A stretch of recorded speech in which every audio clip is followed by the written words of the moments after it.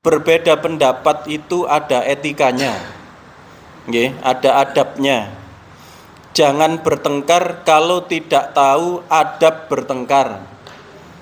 Jangan berselisih pendapat sampai muncul perselisihan kecuali kita sudah belajar adabnya, belajar etikanya. Yang pertama, Bapak Ibu, kita sama-sama sepakat, jumhur ulama sepakat tidak ada khilaf, tidak ikhtilaf terkait bahwa wa'tasimu bihablillahi jami'an wala tafarraqu. Semua sepakat bersatu kita teguh, bercerai kita runtuh. Jangan bercerai nikah lagi, beda. Kita sepakat tentang hal tersebut.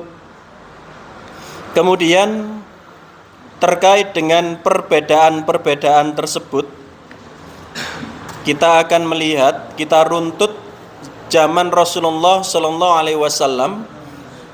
Ketika ada persoalan, maka langsung datang ke Rasulullah, maka persoalan itu selesai.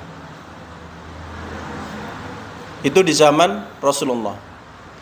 Lalu kemudian ketika Islam ini mulai menyebar ke seluruh penjuru dunia, maka mulailah timbul selisih pendapat. Karena di dalam hal ini selisih pendapat itu terkait dengan metode usul bagaimana berijtihad. Maka mulailah muncul pendapat. Sehingga kita akan kenal bahwa Imam Malik itu memiliki murid, namanya adalah, kita kenal, Imam Asy-Syafi'i. Imam Malik menjadi mazhab tersendiri. Kemudian Imam Asy-Syafi'i karena ada selisih pendapat kemudian menjadi mazhab tersendiri. Imam Syafi'i memiliki murid juga, kita kenal dengan Imam Hambali. Ternyata juga menjadi mazhab tersendiri.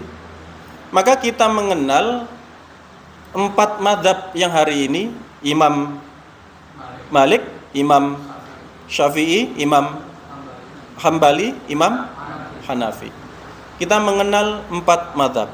Nah ini perjalanan sejarah itu, Bapak Ibu, ketika zaman 4 mazhab ini sudah keluar dari jalurnya, sudah mulai terasa bahwa ini ada benturan yang tidak seharusnya.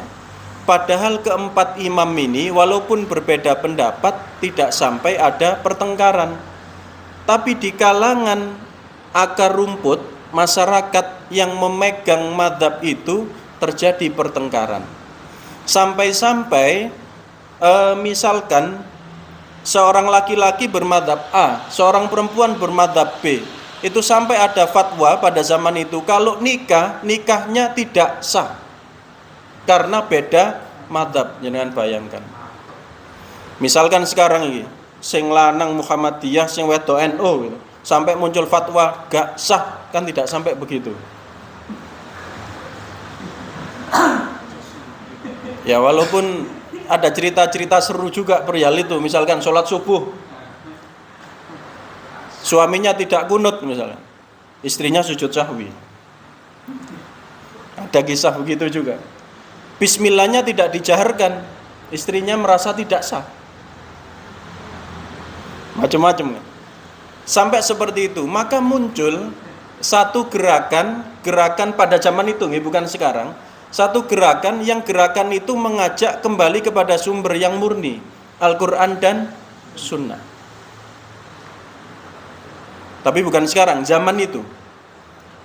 Maka ketika muncul gerakan kembali kepada Al-Quran dan Sunnah, malah menjadi 5 mazhab.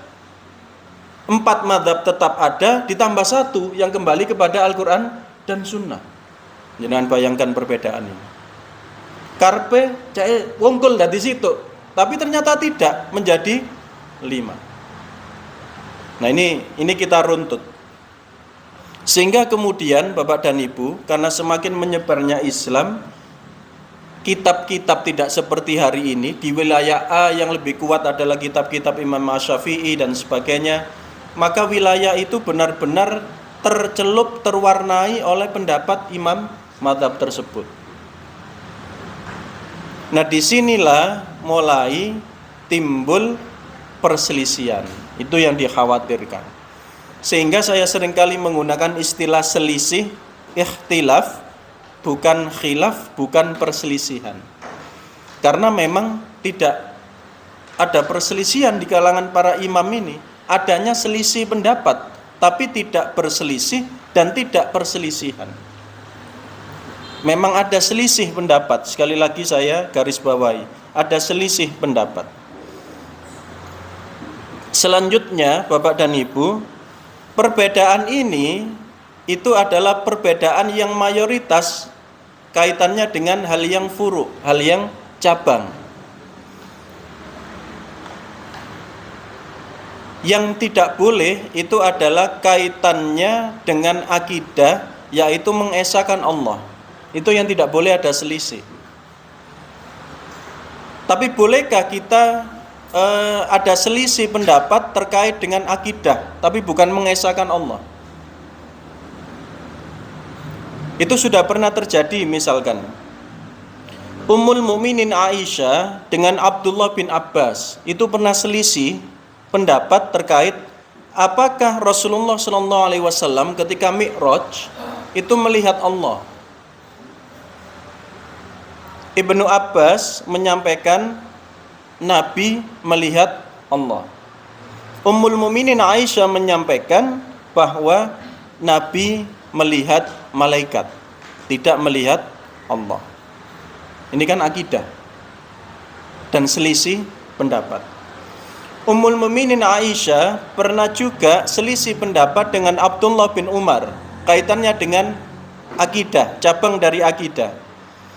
Yaitu pertanyaan salah seorang sahabat, apakah orang yang meninggal bisa mendengar kalimat kita?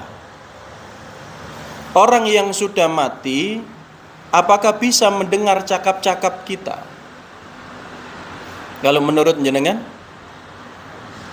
bisa atau tidak? Tidak tahu. Tidak tahu.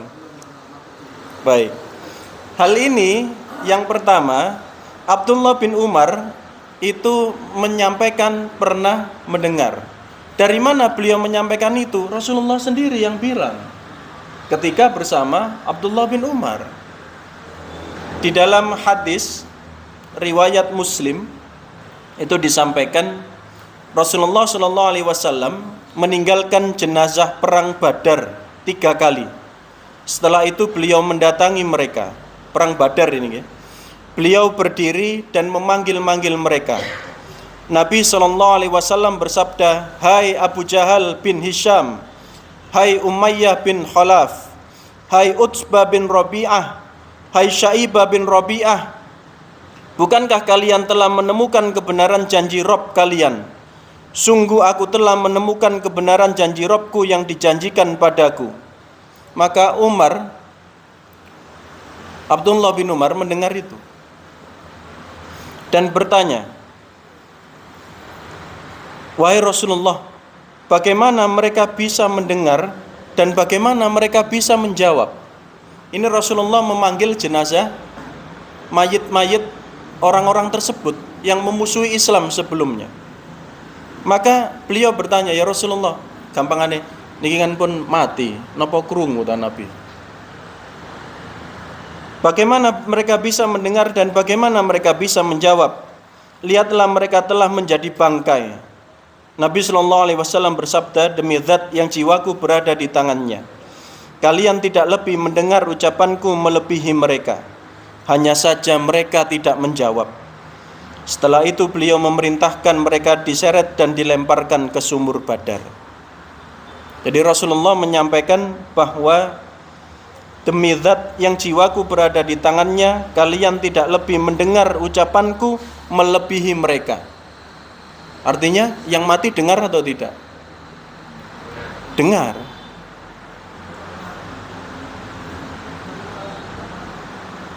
hadis. Namun Ummul Mukminin Aisyah menyampaikan mereka tidak bisa mendengar. Berdasarkan apa? Ayat Al-Quran. Silakan dilihat surat An-Naml ayat ke-80.